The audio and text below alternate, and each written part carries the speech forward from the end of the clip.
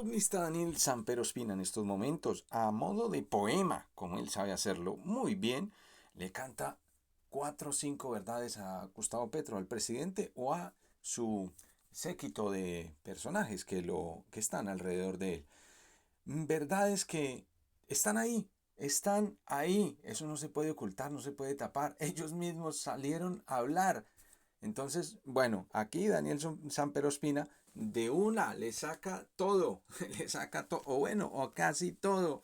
Esto para analizar un poco poético este hombre, este columnista, que ya lo conocemos todos, en forma de poesía, ahí le va diciendo las cosas con cariño al presidente Petro y a todo su séquito de grupo de seguidores, de trabajadores que los tiene ahí al lado. Imagínense ustedes cómo está Colombia. Bueno, ahí se los dejo, ahí se los suelto, el poeta columnista. El anuncio de que el gobierno prepara una nueva reforma tributaria no me dejaba dormir. Me despertaba sobresaltado en la madrugada, en medio de sudoraciones, mientras imaginaba lo peor, que a pesar de lo que prometía en mármol el ministro Bonillita, al final la reforma incluía el impuesto del 5 por mil por culpa de un infiltrado funcionario del uribismo que colaba incisos de contrabando. O que, contrario a las promesas de campaña, la reforma aumentaba el precio de la gasolina, el diésel y los peajes. Es imposible ganarse un peso en este país. Todo se lo lleva el Estado, me quejé ante mi esposa. ¿Puedes subir el volumen?, me dijo con evasivas mientras ponía The Crown, la serie que estamos viendo con la ilusión de que al final aparezca Francia Márquez. A diferencia de lo que mi propia esposa hace en el lecho nupcial, no he pensado en evadir. De ninguna manera, no es mi estilo. Jamás me observarán cargando fajos de billetes porque esos hábitos traen sus problemas. Lo puede decir Nicolás. Lo puede decir el papá de Nicolás, que empacaba dinero en bolsas de basura. Lo puede decir el mismo Roy Barreras, pobre, que alguna vez olvidó un maletín cargado de efectivo en el hotel de la ópera, para que después no digan que en el gobierno nadie es efectivo. También lo puede decir Laura Sarabia. Ya me veía a mí mismo metiendo uno a uno el producido de mis negocios dentro de un maletín negro que súbitamente desaparece en la casa. Como toda persona de bien, no tendría más opción que encerrar a la empleada en un sótano y someterla a un polígrafo hasta que apareciera. Y sin embargo, comprendo las necesidades financieras con que el gobierno del cambio pretende garantizar sus inversiones sociales, conseguir fondos suficientes para la reforma agraria, siquiera para mandar a Classic la guayabera blanca del presidente Berto, con lo que vale una lavada en Classic. Conseguir fondos para comprar nuevos carrotanques de agua, para invitar a los duques de Sussex, esta vez a las fiestas de diciembre en Cartagena, bajo la guía de siempre de su anfitriona oficial, la vicepresidenta. Vicepresidenta que dicho sea de paso, esta semana no presentó el presupuesto ante el Congreso porque le rebotó el correo.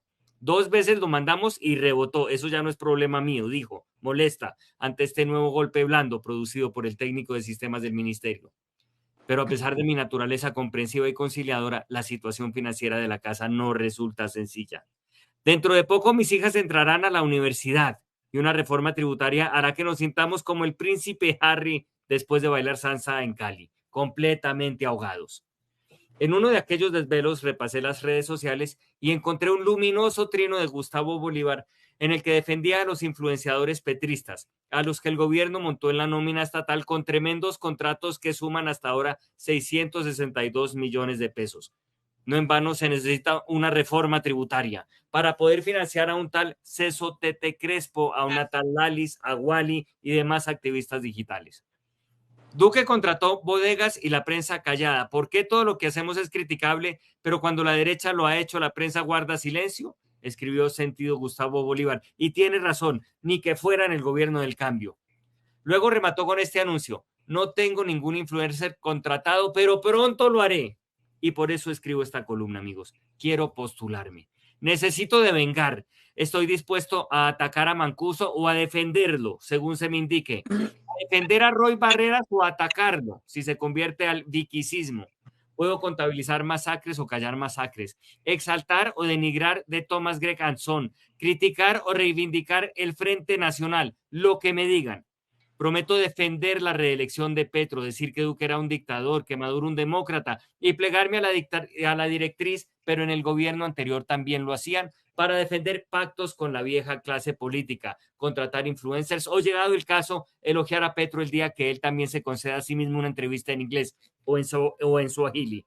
Domino la estructura argumentativa de, pero al menos no nos robamos 70.000 millones, y la tengo tan interiorizada que alguna vez la utilicé en el colegio de mis hijas. La niña se tiró matemáticas, pero al menos no se robó 70.000 millones. Pretendo aplicarla las veces que haga falta. Comillas, Olmedo López se robó 92.000 millones de pesos, pero al menos no se robó 70.000 millones de pesos. Y estoy que me acoso. Quiero sumarme a la campaña de matoneo digital que se me diga, correr la línea ética para quemar al que me señalen, promover un estallido social si otro gobierno sube la gasolina o felicitarlo por responsable en caso de que el que lo haga sea el nuestro. Me considero un hombre propositivo. Mencioné a Benedetti. A modo de prueba laboral planteo las siguientes líneas para utilizar un término familiar. Benedetti hace desastre de su esposa, pero la prensa Mossad dice que le rompió la ropa con un cuchillo. Se quejan del nombramiento de Benedetti, pero no dicen nada de la franja de Gaza. Petro le dio embajada a Benedetti, pero al menos no se robó 70.000 millones de pesos. Y estoy en capacidad de aplicar la misma técnica de racionamiento para mitigar cualquier escándalo. El del catalán Xavier Vendrell y sus contratos con el Estado, a quien de ñapa defenderé recordando que hace 88 años asesinaron a García Lorca. O el del soborno a congresistas para aprobar las reformas. Se quejan de la compra de senadores, pero no dicen nada de los 6.402 falsos positivos. Me siento listo. Necesito trabajar. Quiero ser Celso Tete Calvo. Debo prepararme para la próxima reforma tributaria. No quiero llegar al extremo de decir en la DIAN que mandé el correo con la declaración de renta, pero me rebotó 2 veces, como anunció Francia Márquez en The Crown, en el capítulo en que los duques viajan a Cali.